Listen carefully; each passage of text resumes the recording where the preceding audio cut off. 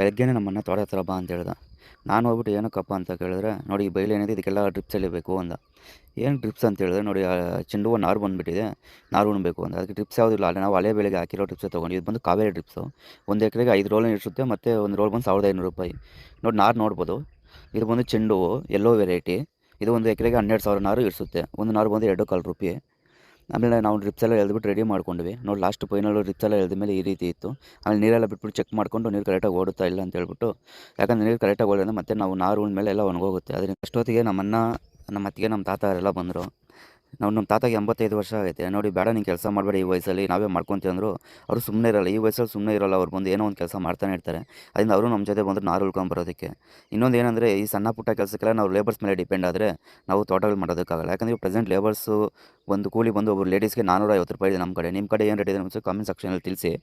ನಾವು ಎಲ್ಲದಕ್ಕೂ ಲೇಬರ್ಸ್ ಮೇಲೆ ಡಿಪೆಂಡ್ ಆದರೆ ನಾವು ಈ ಪ್ರೆಸೆಂಟು ನಾವು ತೋಟಗಳು ಮಾಡ್ದಂಗೆ. ಅದೇ ರೀತಿ ನಾವು ನಾರೆಲ್ಲ ಉಣ್ಕೊಂಡು ಬಂದ್ವಿ. ಈ ಚೆಂಡು ಹೂವು ನಾರು ಬಂದು ಒಂದು ಎಕರೆಗೆ 12,000 ನಾರು, 12,000 ನಾರು ಬರುತ್ತೆ. ಎಲ್ಲ ನೀಟಾಗಿ ನೋಡಿ ಈ ರೀತಿ ಮೊದಲೇ ಎಲ್ಲ ಗಾತ್ರಗಳು ಹಾಕ್ಕೊಂಡು ಅದರಲ್ಲಿ ಉಣ್ಕೊ ಬರಬೇಕಾಗುತ್ತೆ. ನಾರು ಉಣ್ಣುವಾಗ ಕರೆಕ್ಟಾಗಿ ನೋಡ್ಕೊಬೇಕು. ಒಳಗಡೆ ಮಣ್ಣು ಯಾವುದೂ ಗ್ಯಾಪ್ ಇರಬಾರ್ದು. ನೀಟಾಗಿ ಮಣ್ಣು ಹಾಕ್ಕೊಂಡು ಬರಬೇಕಾಗುತ್ತೆ. ನಾನು ನಮ್ಮ ಅಣ್ಣ ಎಲ್ಲರೂ ಸೇರಿ ನಾರೆಲ್ಲ ಉಣ್ಕೊಂಡ್ವಿ. ನಾವೇನು ಒಂದು 12 ಗಂಟೆಗೆಲ್ಲ ನಾವು ನಾರೆಲ್ಲ ಉಣ್ಬಿಟ್ಟು ಕ್ಲಿಯರ್ ಆಗೋಯ್ತು. ಆಮೇಲೆ ಕ್ಲಿಯರ್ ಮಾಡಿದಾದ್ಮೇಲೆ ಒಂದ್ಸಲ ನೋಡ್ಬೋದು ನಾವು ನಾರೆಲ್ಲ ಉಣಿದ ಮೇಲೆ ಔಟ್ಪುಟ್ ಯಾವ ರೀತಿ ಇತ್ತು ಅಂತೇಳಿ.